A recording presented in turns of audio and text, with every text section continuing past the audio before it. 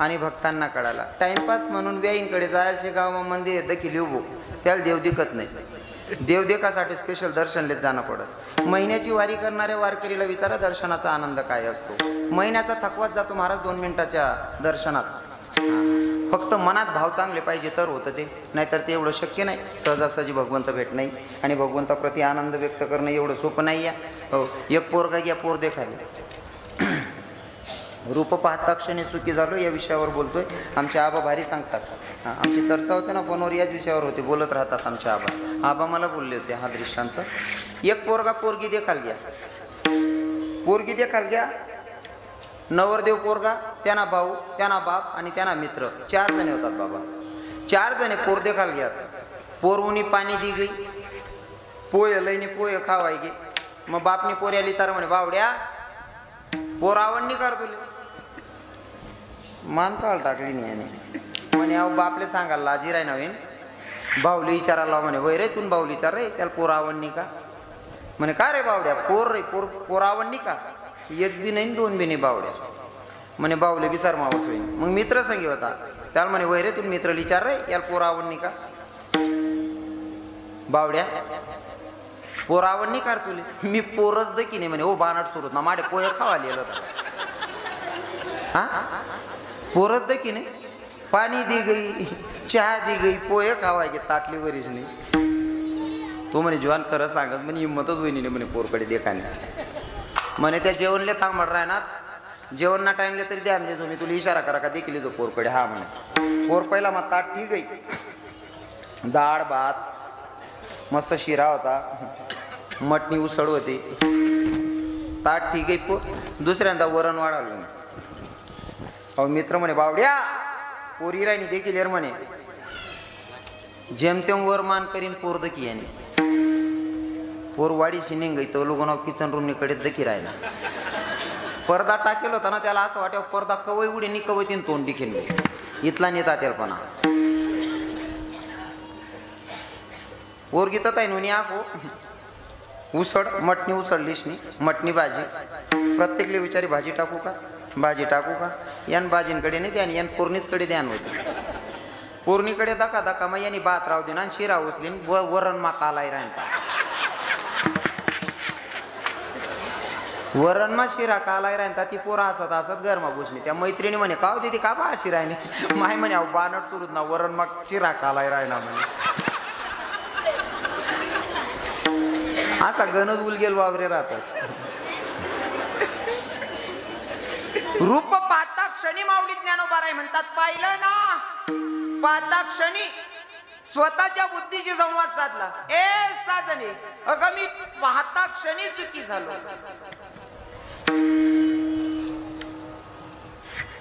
सुखी झालेत ना ज्यांनी देवाचं दर्शन घेतलं ते सुखी झाले. मी वृंदावन मध्ये माझे गुरुजी सांगतात बालाजी बाबा तुम्ही ओळखत असाल चांगला. तर बालाजी बाबा सांगत होते भगवंताचं दर्शन करणं पण एवढं सोपं नाही. आपण नामचिंतन करू शकतो पण दर्शन समोर भगवंत आल्याच्या नंतर बघण्याची दृष्टी आपली नाही आहे. आमच्या इथे एक साधू महात्मा होते त्यांचे शिष्य होते ते पण साधूच आहे. निधिवन करून एक मंदिर आहे बाबा.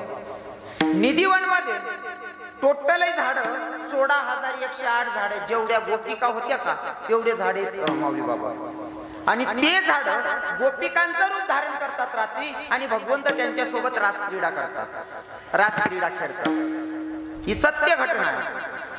पण त्या साधू लोकांमध्ये चर्चा या लहान्या साधू बाबांनी ऐकली. जर भगवंत तिथं दिसत असेल तर का नाही भगवंत बघितला पाहिजे. एके दिवशी मंदिरात जाऊन बसले हे साधू बाबा. मोठ्या महात्म्याचे शिष्य होते. मध्ये जाऊन बसले पण ते पुजारी लोकांनी बघितल्याच्या नंतर बोले हा क्या कर रहे हो आप साधू बाबा मुझे भगवान देखना. अरे भगवान इतनी सस्ती चीज थोड़ी ना है. आप कभी भी भगवान को देख सकते हो. अरे इतनी आप में हिम्मत नहीं है चले जाओ यहाँ से. या साधू महात्म्याचा हात धरला त्याला मंदिराच्या बाहेर केलं त्या पुजारी लोकांनी. पण याच्या मनात होतं जर निधिवन मध्ये गोपिकांसोबत रासक्रीडा खेळत असेल भगवंत तर का ना मी बघितलं पाहिजे. दुसऱ्या दिवशी अशा जागेवर लपून बसला कोणाला दिसत नाही. तिथं सीसीटीव्ही कॅमेरे वगैरे सगळी सुविधा पण तरी अशा जागेवर जाऊन बसला कोणाला दिसलाच नाही. मग रात्री त्याला भगवंताचं दर्शन घेतलं असेल पण मूर्छा बेहोश पडलेला होता. ते पुजारी आले, त्यांनी बघितलं बेशुद्ध पडलेला आहे साधू महात्मा. त्या साधू महात्म्याला उचललं, बाहेर आणलं आणि कोणीतरी एका बाबांना सांगितलं की त्या महात्म्याचे ते महंतांचे शिष्य आहेत म्हणून. मग त्या आश्रमावर नेऊन सोडलं या पोराला, साधू महात्म्याला. त्या आश्रमावर सोडल्याच्या नंतर त्याच्या तोंडावर पाणी वगैरे शिंपडलं, त्याला बोलकं केलं आणि गुरुजींनी विचारलं तिथं कशासाठी गेला होता? म्हणजे देवाला बघायला. अक्कल आहे का तुला? अक्कल? देव बघणं एवढं सोपं आहे का?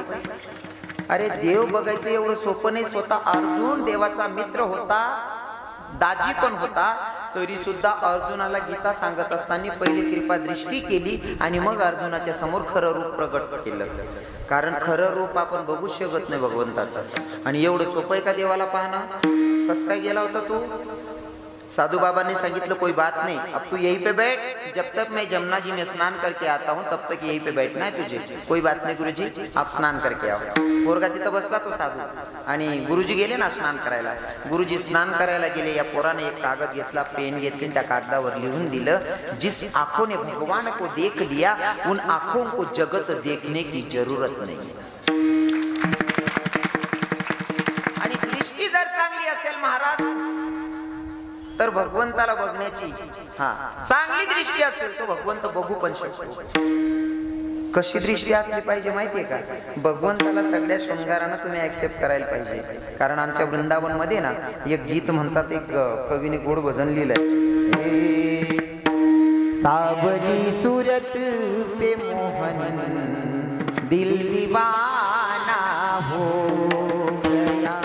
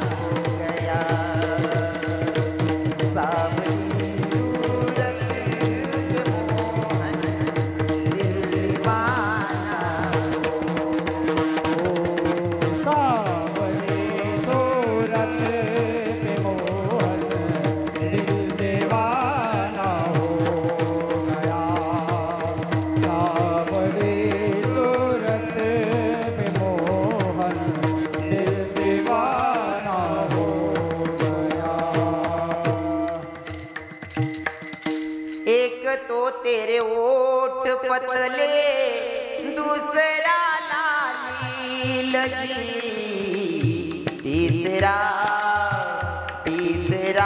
तेरा मुस्कुराना दिल दीवाना हो गया.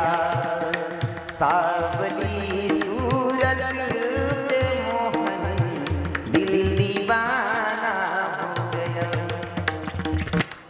आपण हे लावून घेतलं शृंगार फक्त स्त्रियांसाठी.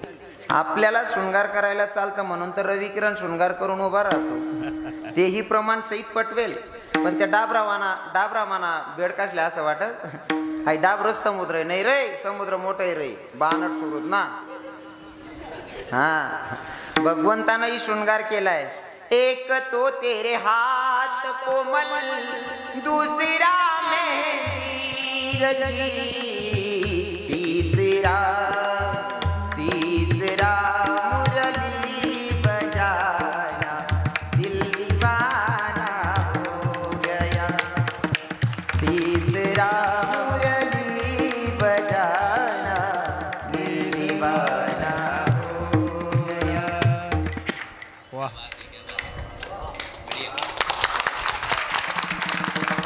स्वतः माझा जगाचा मालक. फक्त बघण्याची दृष्टी आपली चांगली पाहिजे.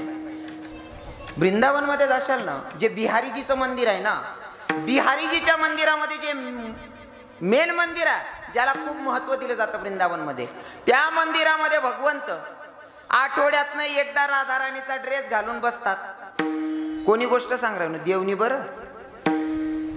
हा, बरसाण्यामध्ये राधाराणीचं गाव आहे, मंदिर राधाराणीचा, पण तिथं माझा कन्हैया डोक्यावर ओढणी घेऊन बसलेला असतो. क्योंकि का बर, तो एक गोपी भाव असतो. ज्या दिवशी आपल्याला भाव कळला ना, त्या दिवशी किड पाडणं बंद करून घेशाल. विठ्ठल विठ्ठल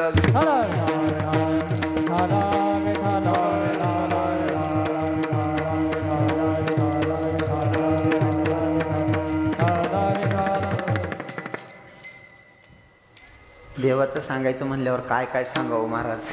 आणि आज ते पुरं चित लाग राही ना म्हणा, काय काय सांगून काय काय नाही बा असं. हा, मग लोके चांगला राहणार का चित लाग जास. आणि मला ना वावर दखीने उत्पन्न काढा ना आवडस.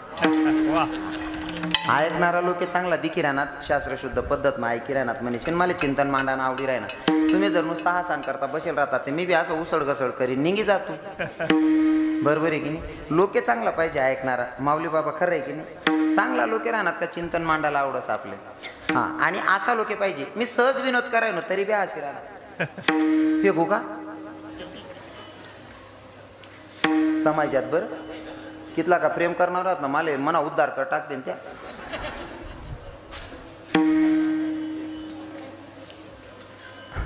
विठ्ठल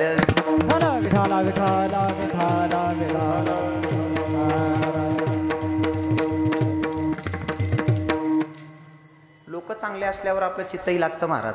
असं बोलताच बरोबर हसणार ना, हास एकाच शब्द सुटणार का लगेच लोक हसतात. मला आवडी जास. आणि माणूसने नेहमी हसत खेळत राहायला पाहिजे. हसतो त्याला रोग नसतो. बरोबर आहे की नाही. मी थोडंसं बोल राहिलो तरी लोक असे राहणार मेलीन बाबा, महिला माता बी माणसे बी असं चित लाग जास ना म्हण. लोके बारी राहणार का. नाही ते काही काही ठिकाणी अख्खा वावर फिर येऊन मुठभर शेंगा. ओ बापरे, उलगेल वावर मा बशी गई तू रे भाऊ. असं कोरं का शेंगा सापडायला पाहिजे मग चित लागस. असं हसत खेळत राहणार का म्हणा बी चित लागत.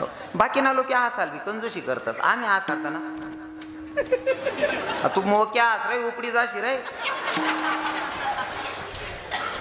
महाराज पक्की गॅरंटी आपला कीर्तन मा जर मन पोली ना आशिली ना, कीर्तन विनोदाचा विषय नाही या, मला मान्य. नुसता हासाडीसनी कीर्तन करणं ते काही योग्य नाहीये. पण मी चिंतनाला लागूनच विषय मांडण्याचा प्रयत्न करतो. आणि आपण सांगू का, हासांसाठी कीर्तन राहत नाही, पण मी मुद्दाम हासाडाना प्रयत्न करस. कारण काय माहितीये का, रडावणारा त्या आजूबाजूमा बी राहणार, आपण हासाडणारा बनी जाऊत म्हणतो. म्हणून थोडं विनोदात सांगण्याचा प्रयत्न करतो ना. असा लोके राहणार का मग चित लागत. सहज बोल राहिनो तरी अशी राहणार. आणि मला पक्की गॅरंटी माऊली बाबा, या लोके जर कधी आपला कीर्तन मासा दिल पोलिसने आशिली ते ना, 6 महिना अटॅक येऊन आपली गॅरंटी. 6 महिना अटॅक येऊन आपली गॅरंटी. मग बाकी ना लोके म्हणतच होते मग 6 महिन्यानंतर काय करा ना, आपण 50 दी टाका ना. मरण नाही म्हणल्यावर काय. विठ्ठल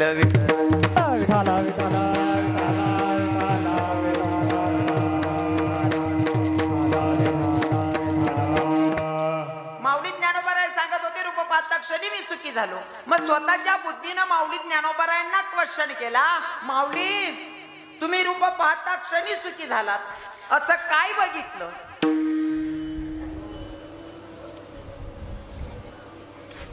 माऊलींनी गोड सांगितलं, बुद्धीशी संवाद. स्वतःची बुद्धीच माऊलींना सांगत होती, तुम्ही पाहिल्याच्या नंतर सुखी झालात, रूप पाहता क्षणी तुम्ही सुखी झालात. असं पाहिलंय काय, कोणाला बघितल्याच्या नंतर तुम्ही सुखी झालात. तेव्हा माऊली ज्ञानोबाराय सांगतात, अगं बाई त्याला बघितलं.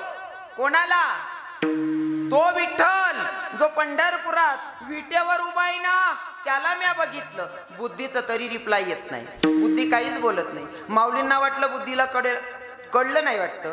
पुन्हा सांगितलं, अगं बाई तो विटेवरचा मालक नाही समजत तुला, अगं तो माधव जो गोपिकांसोबत रास क्रीडा खेळतोय ना, त्याला मी बघितलं. महाराज सांगतात अभंगाच्या द्वितीय चरणात, तो हा विठ्ठल बलवा, तो हा विठ्ठल बलवा, बलवा, तो हा विठ्ठल बलवा, तो हा विठ्ठल बलवा, तो हा विठ्ठल बलवा, तो हा विठ्ठल बलवा, बलवा, तो हा विठ्ठल बलवा, तो हा विठ्ठल बलवा, टाळ टाळ, तो हा विठ्ठल बलवा, तो हा विठ्ठल बलवा, बलवा, तो हा विठ्ठल बलवा, तो हा विठ्ठल बलवा, बलवा, तो हा विठ्ठल बलवा,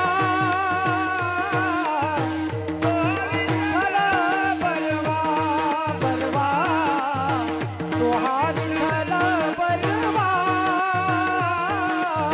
तो हा विठ्ठल बलवा, तो हा माधव बलवा, तो हा माधव बलवा, तो हा माधव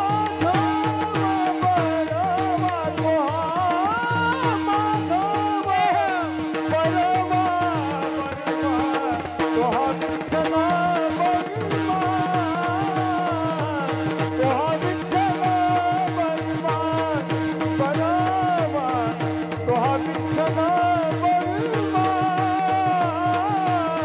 तो हा विठ्ठल बलवा, तो हा माधव बलवा, तो हा माधव बलवा, तो हा माधव बलवा, तो हा माधव बलवा, बलवा, तो हा विठ्ठल बलवा,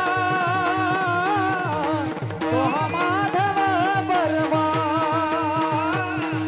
तो हा विठ्ठल बलवा, तो हा विठ्ठल बलवा,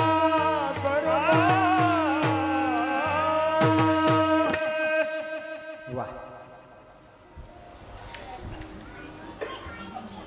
त्या माधवाला मी बघितलं, त्या विठ्ठलाला बघितलं. बुद्धीने सांगितलं, बोलू नका. बुद्धीने सांगितलं, माऊली तुम्ही आत्ताच बसले नामचिंतनाला आणि बसल्याच्या नंतर लगेच भगवंताचं दर्शन झालं तुम्हाला.